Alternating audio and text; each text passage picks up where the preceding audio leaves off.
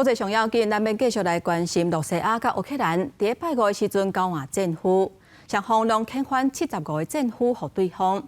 这是自3个月以来头一届交换战俘。这届计划是透过阿拉伯联合大公国来到调解，而且迄一日双方嘛甲阵亡士兵的遗体交给对方。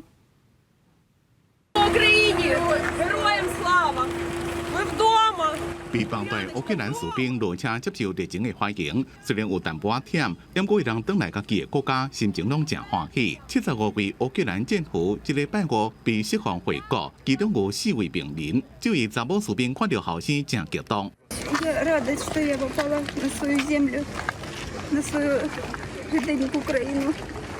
Дякую вам. Неужели он такой высокий уже стал?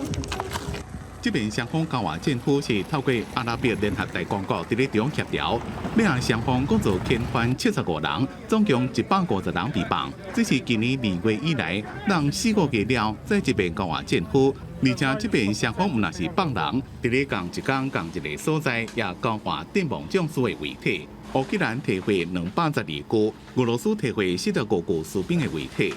Наші громадяни в цій війні віддають найдорожче це своє життя.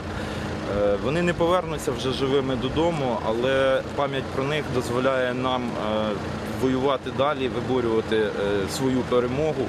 Ну а родичам дасть можливість належним чином поховати і віддати шану полеглим героям.